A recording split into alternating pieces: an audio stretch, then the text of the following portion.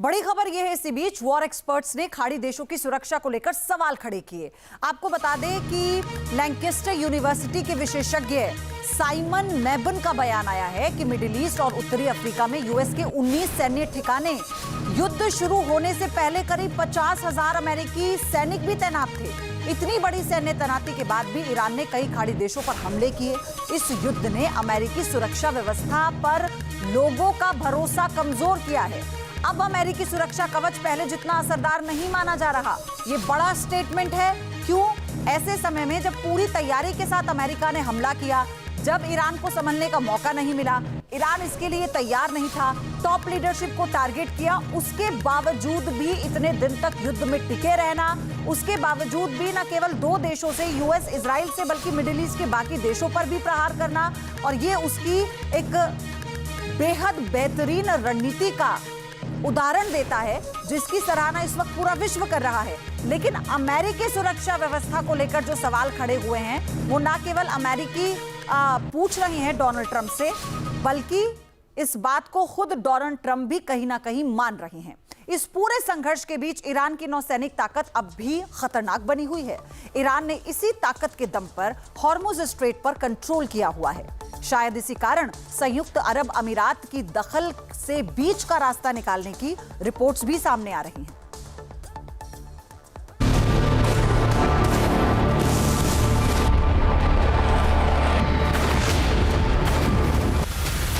America और Iran के संघर्ष में हॉर्मुज स्ट्रेट जंगी अखाड़ा बन गया। ईरान ने हॉर्मुज स्ट्रेट को ब्लॉक करके अमेरिका पर दबाव बनाने की कोशिश की। जवाब में अमेरिका ने ईरान की नाकेबंदी करके उसे घेरने की रणनीति बनाई। अमेरिका और उसके सहयोगियों की जबरदस्त सैन्य ताकत के मुकाबले ईरानी नौसेना आकार और तकनीक दोनों में छोटी मानी जाती है। लेकिन ईरान ने असिमेट्रिक वॉरफेयर की रणनीति पर आगे बढ़कर अमेरिका की शक्तिशाली नेवी का जमकर सामना किया। दरअसल ईरान की समुद्री रणनीति कभी भी अमेरिकी मॉडल जैसी नहीं रही। ईरान ने अपनी नौसैनिक शक्ति को बड़े युद्धपोतों पर नहीं, बल्कि छोटे, तेज और बिखरे हुए नेटवर्क पर आधारित किया। यही वजह है कि भारी हमलों और नुकसान के बाद भी ईरानी नौसैनिक ढांचा पूरी तरह निष्क्रिय नहीं हुआ। जानकारों के मुताबिक ईरान की समुद्री रणनीति asymmetric warfare, mobile missile launcher, fast attack boats, coastal anti ship missile, drone operation, decentralised command और हॉर्मुज के आसपास फैला हुए बहुस्तरीय नेटवर्क पर आधारित है। इसी रणनीति के कारण ईरान की नौसेना को केवल जहाजों की संख्या से नहीं मापा जाता। तेहरान का लक्ष्य समुद्र पर प्रभुत्व हासिल करना नहीं, बल्कि दुश्मन के लिए समुद्री क्षेत्र को खतरनाक बनाना रहा।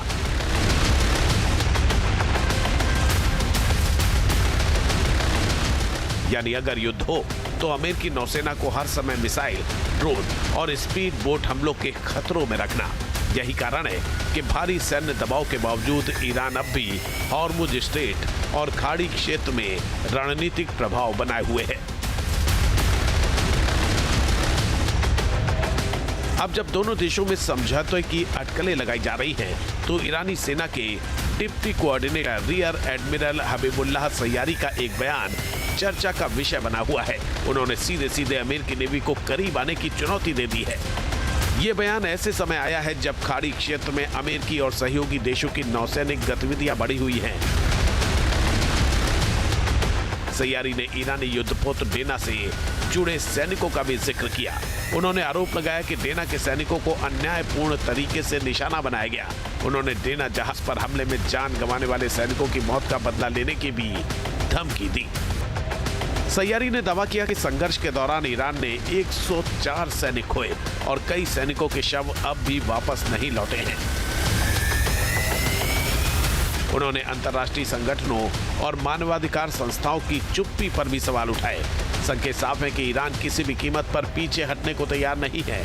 भले ही ईरानी नौसेना दुनिया की सबसे बड़ी या सबसे आधुनिक नौसेना न हो, लेकिन उसकी रणनीति ने एक बार फिर साबित कर दिया है कि आधुनिक युद्ध केवल जहाजों और भारी भरकम हथियारों का खेल नहीं रह गया है, छोटे हथियार, तेज हमले, मिसाइल नेटवर्क और समुद्री चोक पॉइंट्स पर नियंत्रण, यही अब युद्ध का नया गणित बनता जा रहा है। इसी वजह से भारी नुकसान के बावजूद ईरान की नौसैनिक ताकत को अभी भी हल्के में नहीं लिया जा सकता। T news nation. और इस खबर पर मेरे साथ एक डिफेंस एक्सपर्ट हैं, कर्नल टीपी त्यागी जुड़ चुके हैं। त्यागी सर, बहुत स्वागत है एक बार फिर से आपका न्यूज नेशन पर। कल जो बयान डोनाल्ड ट्रंप की तरफ से आया था वही आज फिर आया, और उस पर जो पलटवार कल ईरान ने किया था आज वही किया। फर्क सिर्फ इतना है सर कि कल अराक्ची ने कहा था, आज विदेश मंत्रालय के प्रवक्ता ये कह रहे हैं कि किसी तरह की कोई डेडलाइन तय नहीं है, आज कोई सिग्नेचर्स नहीं हो रहे, अभी हम इस पर बातचीत कर रहे हैं।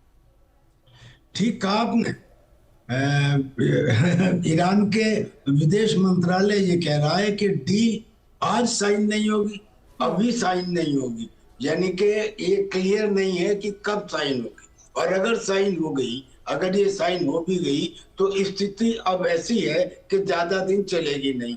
पहला तो उसका उदाहरण ये है कि ईरान में प्रतिदिन रात के समय प्रदर्शन होते थे in favour of the government.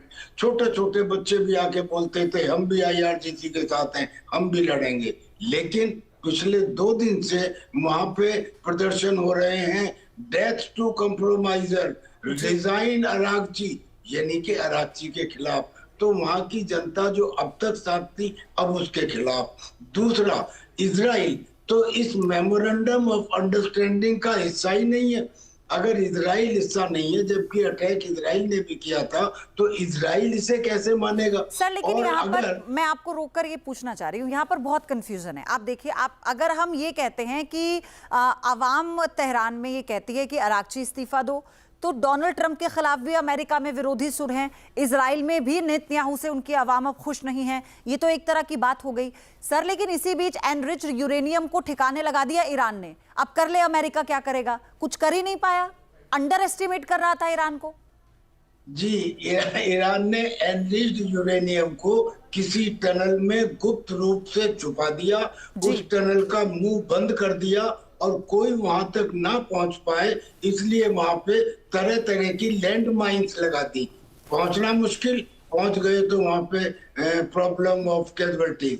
तो ईरान एनरिच्ड यूरेनियम देना नहीं चाहता, यानी कि by any stretch of imagination if you look at it, तो ऐसा लगता है कि अगर किसी तरह से विन विन सिचुएशन करके ईरान और अमेरिका में डील हो भी जाती है, तो वो ऐसे ही होगी जैसे एक हलवाई और फूड इंस्पेक्टर में विन विन सिचुएशन हो जाए, और जो कंज्यूमर है वो दुखी हो। वो कंज्यूमर कौन है? वो इजराइल है। इजराइल इसे मानने वाला नहीं है, और इजराइल ने ये दिखा भी दिया कि पीस डील का अनाउंसमेंट होने के बाद भी उसने साउथ लेबनान से कम 10 गांवों को खाली होने का ऑर्डर दे दिया, और रिजल्ट भी आ गया। यानी कि वहां पे जो लेबनान के ट्रूप थे, उन्होंने इजराइल के डर से उसे खाली भी कर दिया। अब मुझे बताइए, उधर जो ईरान ये कह रहा है कि साहब अगर लेबनान के पूरी तरह से इजराइल अपने ट्रूप खाली नहीं करेगा, तो हम इसे डील को नहीं मानेंगे और हम इसको समझौते के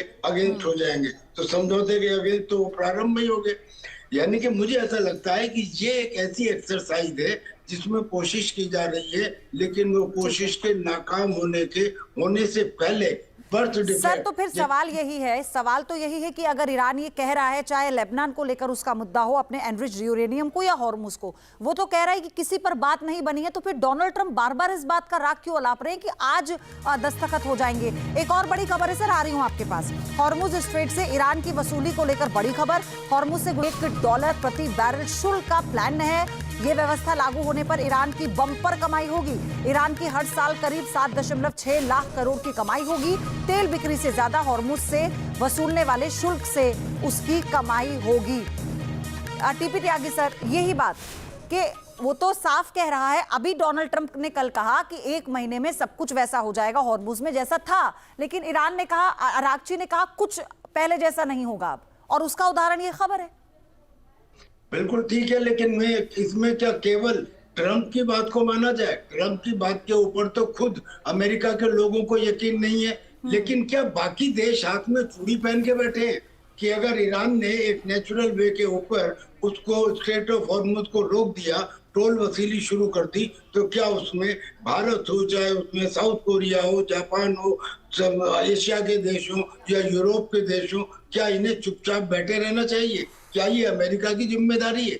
एक गलत नैरेटिव चलाया जा रहा है। अमेरिका को तो कोई नुकसान भी नहीं है स्ट्रेट ऑफ हॉर्मुज सर, से। लेकिन शुरुआत तो अमेरिका ने ही की ना टीपी त्यागी सर। डोनाल्ड ट्रंप ने क्या नहीं किया, पूरे विश्व को संकट में डाल दिया। तो सवाल तो ट्रंप से ही किए जाएंगे। अगुवा आप बनिए, आपको शौक है बनने का।